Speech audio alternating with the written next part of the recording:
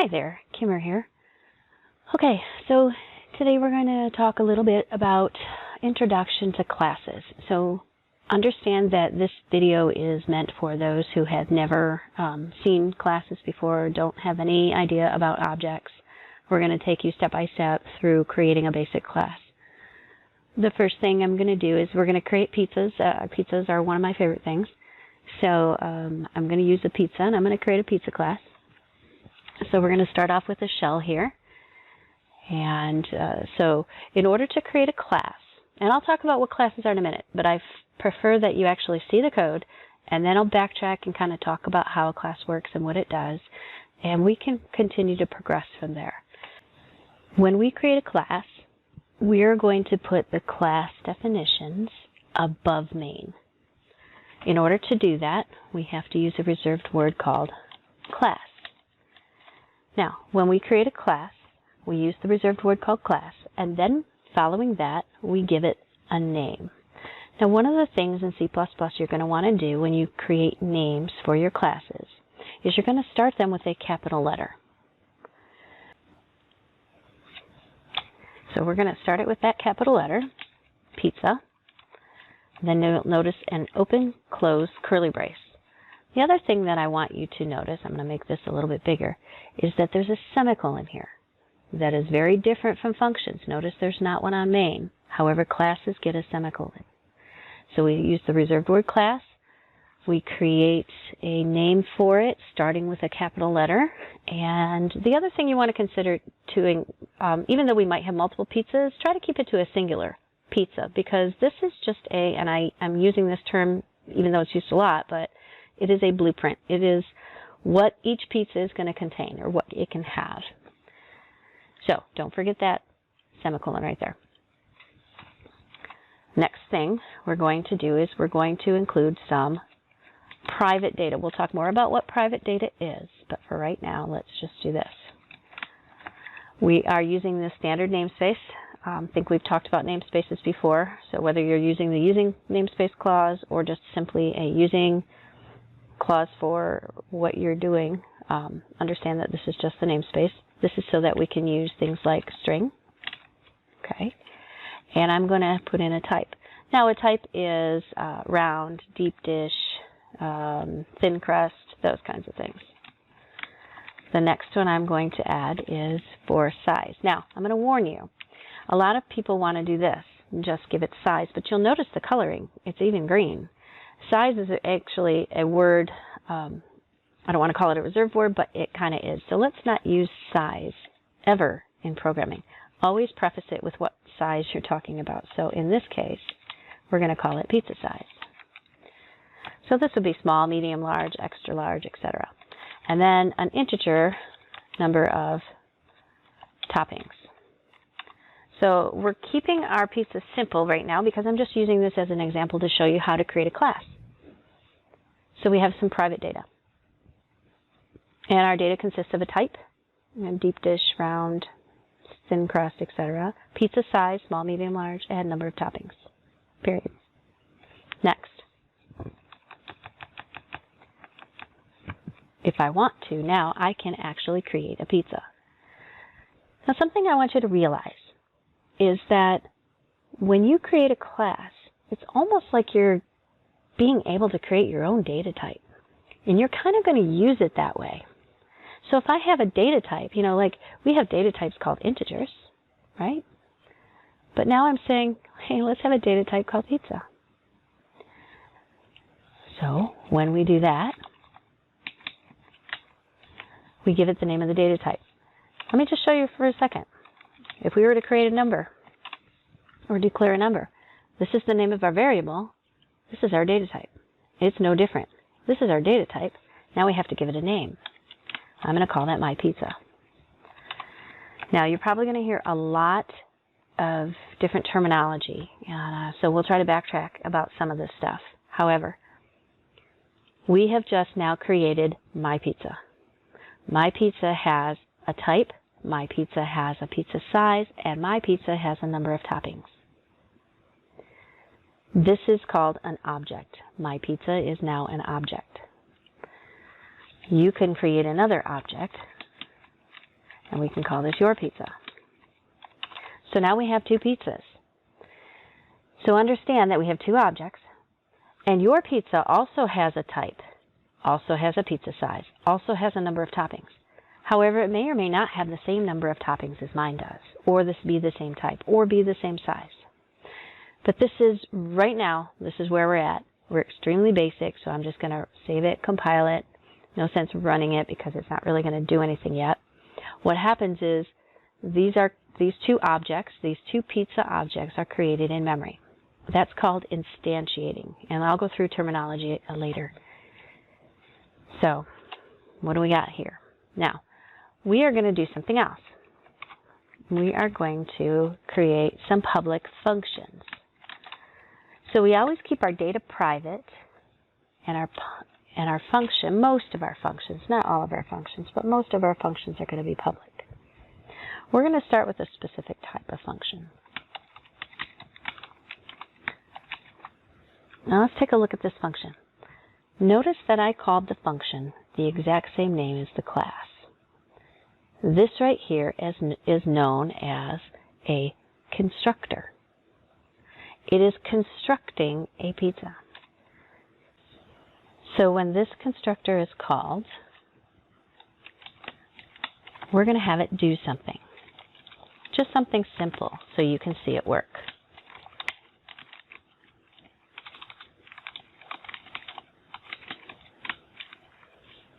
Okay, so you will see what I have done here is just a cout that says you are creating a pizza. Something very simple. Now, a pizza constructor is a function. However, it is only called when you are creating or instantiating, that's just a fancy word for creating an object. We have my pizza and we have your pizza. So technically, we should see this 2 times. Let's go ahead and save it, compile it, and run it. And you will notice that it said, you are creating a pizza twice. It said it once when we created my pizza, and it said it the other time when we created your pizza. So think of it as we're kind of like sharing these functions. We're using, first of all, my pizza to create, and then your pizza to create. So this is known as a constructor. It is actually known as a default constructor. A default constructor is any constructor that does not require arguments. Notice there's nothing inside of this function, so there's nothing that it requires. We can do all kinds of things in a default constructor. Obviously, you've seen that we said we are creating a pizza, but we could also make a generic type. So maybe I like thin crust. We could assign it thin crust. We could assign the pizza size to large and make the number of toppings equal to 3. When we decide to do things like this, you know what that means? That means my pizza will be a thin crust large with 3 toppings. But that will mean also that your pizza will be a thin crust large with 3 toppings. What if you don't like thin crust? I do. We can create different types of constructors. Remember, a constructor has to have the same name. However, this one, we're going to give it parameters. So let's assume that you don't like the type of pizza. And let's assume that you don't like the same number or pizza size.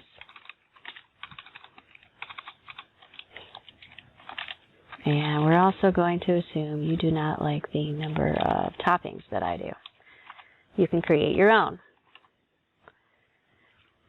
Now I'm going to stop here. You're going to notice that I have things here T, PS, and NT that represent the type, the pizza size, and number of toppings.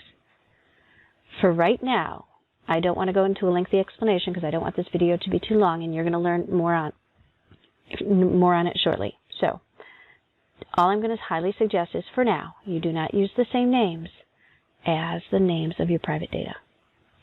Don't worry, we'll talk about why in another video. So for right now, I'm going to take whatever the user gives me in T and assign it to type. And I'm also going to do the same thing for pizza size. And I'm going to do the same thing for the number of toppings.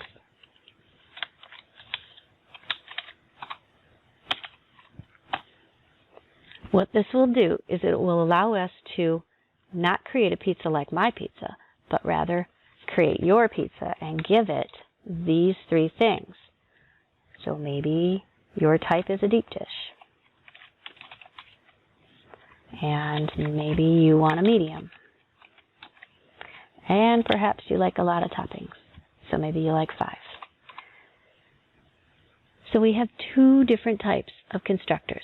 A default constructor, remember, not requiring arguments, and a non-default. A non-default is requiring arguments. Notice then if I'm using this one, I have to give it things along with the parentheses. Notice on the default, I do not use parentheses. Only on non-default constructors. Okay. One more thing I want to talk about. With whether it's default constructors or non-default constructors, you will notice they look just like functions because they are. However, there is no return data type. You do not use a return data type on any constructors. We will do that later with other functions, but never on constructors. Okay, let's continue. If we run this program right now, and I'm going to in just a second, we're going to create my pizza to have a thin crust large. However, your pizza is only going to be given a deep dish, medium, and 5 toppings. So watch what happens when we run it. Notice it only told us you're creating a pizza once. Remember it did it twice before? Can you figure out why? Hopefully you can. When we create my pizza, we had an output that said you are creating a pizza. But did you notice I didn't put one in the non-default constructor? So you don't see that we're creating a pizza. Does that mean we didn't create it? No, of course, we created it. So we have 2 different pizzas here. But now I'd like to see some output. So that's the next step. Now we're going to create a function that will simply display our pizza. At least our pizza as we have it now. So I'm going to use my verb noun phrase to display my pizza. And because this function is inside of our class, it has access to all the private data. Functions outside of the class do not. Only functions inside. They have to be what's called a member function. So as long as it's a member, it has access to this private data. So in here we can do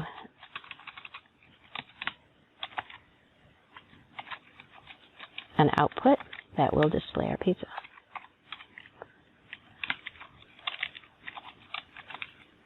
You ordered a, and then I'm going to say the size first so it reads well.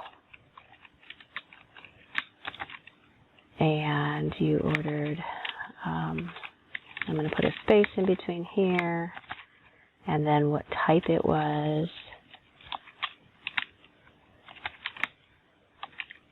and then we're going to say with however many toppings I have.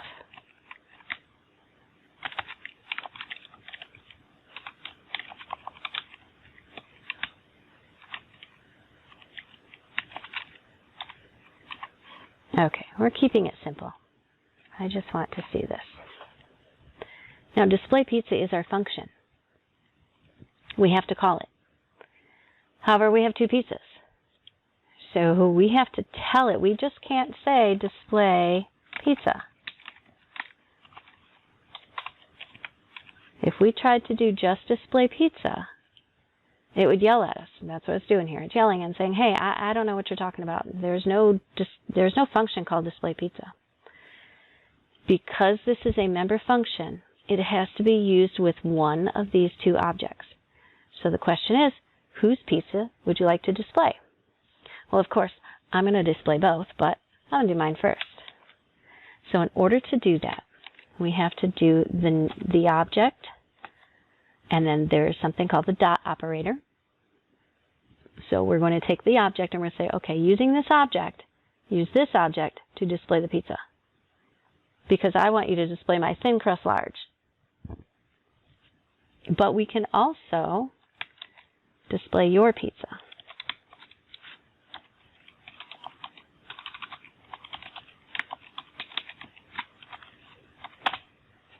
Notice that we are saying take my pizza and display it, and then take your pizza and display it. My type pizza size and toppings are totally different spots in memory than yours, so they can contain different things. If I run this, notice it says you ordered a large thin crust with 3 toppings, and then it also says you ordered a medium deep dish with 5 toppings.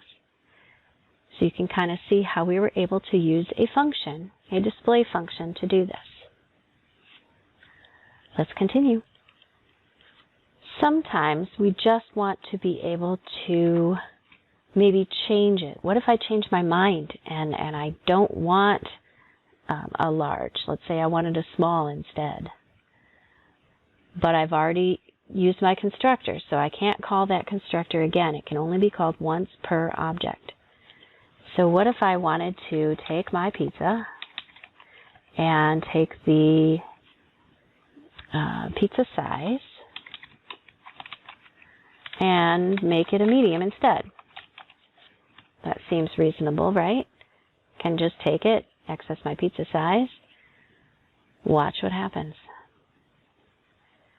Pizza size is private. That's what it's going to yell at me, and it's going to tell me that pizza size is private, which it is. What that means is anything that's underneath this private heading cannot be accessed outside of the class. So sometimes you're going to have to create specialty functions called accessors and mutators. Those are just fancy words for gets and sets. Sometimes that's how they're referred to.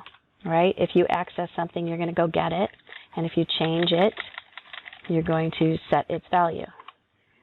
Those can be helpful from time to time. It's an easy way to get started. You don't always create gets and sets. Sometimes you do. It depends on kind of the situation that you're in. But I'm going to go ahead and show you how to do that. So in this case, we don't want to go get the value. We want to actually change it. We want to mutate it. We want to set the value. So in this case, I don't want to return anything, but I want to call a function that says set pizza size. And it's going to take in a string of pizza size. Remember, for right now, like I said, this video is getting kind of long, so I don't want to go into too much detail yet. We want to set the pizza size. Member functions can access our private data, but outside can't.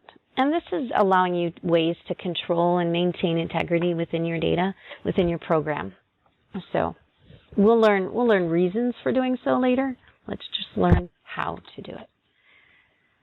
So we're going to take in a pizza size. We're going to assign that to our pizza size, and we're going to then set that pizza size, or we're going to have to call it. So in this case, we have a function called set pizza size. We're going to call that with my pizza, and we're going to give it the string that it wants. Okay, let's go ahead and save it, compile it, and run it and see what happens. Actually, perhaps we need to display our pizza twice. We're going to display it first, and then we'll display it after that we've changed it. So the first display will be my pizza second display is your pizza. In fact, let's comment out your pizza for right now, just so we're working with my pizza, so we can display it. And then we're going to change it to a medium, and then we're going to display it again. All right, so let's check this out. Okay, compile and run. And as you will see, it says you're creating a pizza, which was for my pizza. There's the first, right, because we had a display. It says you ordered a large thin crust with 3 toppings, which that's what it was. We went ahead and set the size to medium, and then we displayed it again, and it said you ordered a medium thin crust with 3 toppings. So those are called sets or mutators. We could create a get function as well. So now a get function needs to simply return a value. Because if we wanted to output, say we wanted to do a simple output of your pizza, we'll do your pizza size. And if we tried to do, oops, it's your pizza.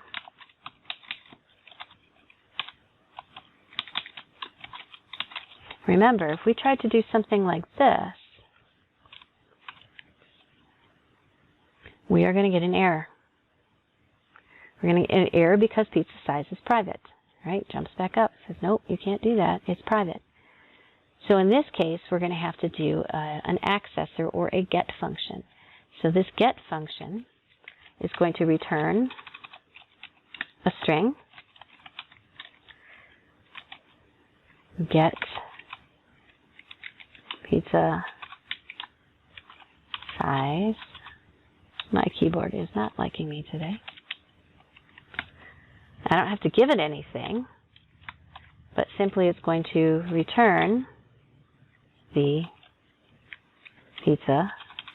Here, let's just do it the way I would normally. I love copy and paste. Return the pizza size. So the first one is your set or your mutator. The second one is your get. Let's go ahead and compile this. Pizza size is private. Oh, I didn't change it. You're right. So our function we created was get pizza size. So we're going to use your pizza to call the function. It is a function, so we need the parentheses. So be careful when you're calling functions with objects. You need, notice I put them here, notice I put them here. You have to put the parentheses because you're calling it. It's going to return it. It's going to say your pizza size is. And let's run this. Notice your pizza size is a medium, and that is correct because that's what you had here. Let me just change this just so you know that it's showing yours, and make yours a small. Remember, mine was a large, then it went to a medium. Let's go back here and run it one last time.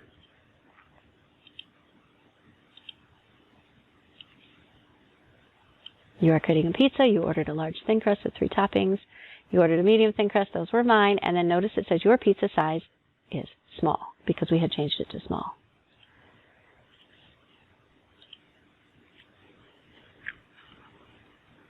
Okay. One more thing that I wanted to do was to show you how you can have an array of objects.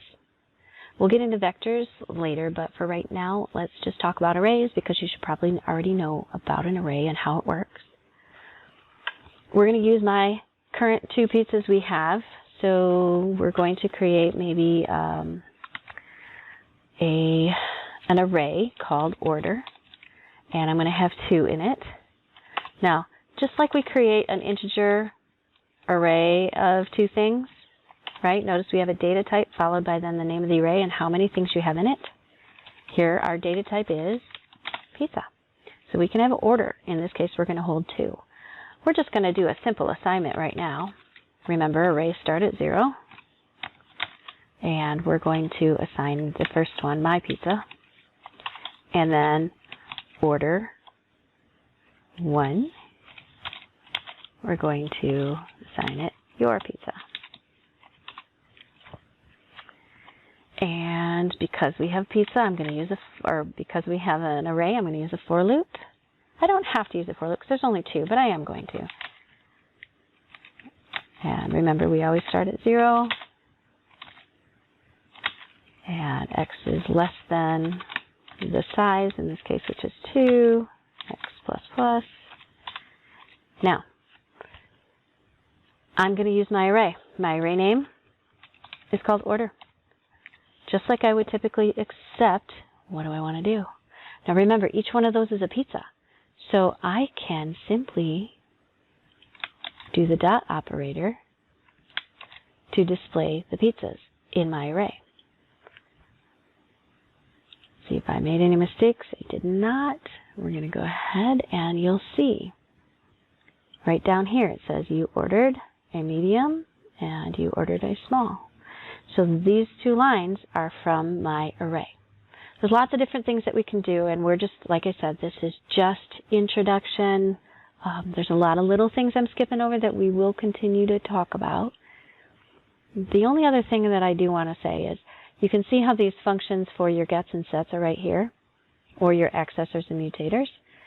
Because they're so tiny, and they will always be tiny, if I were you, I would just put them all on one line. It makes it simpler to read. So whenever I do gets and sets, I always put them on one line, like so. It will make it a lot easier to read, especially as they start to get bigger and you have a lot of these little tiny functions. And we're going to go here. I just like my stuff to look good. There you go. It will do the exact same thing. I just took out the spacing. And see, did the exact same thing. So, okay. I think I gave you enough for now. Like I said, I'm going to make another video that is going to go over some of the terminology when it comes to this. So make sure you watch that one as well.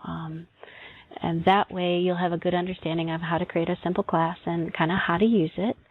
And we'll go from there. All right, we'll talk soon. Bye.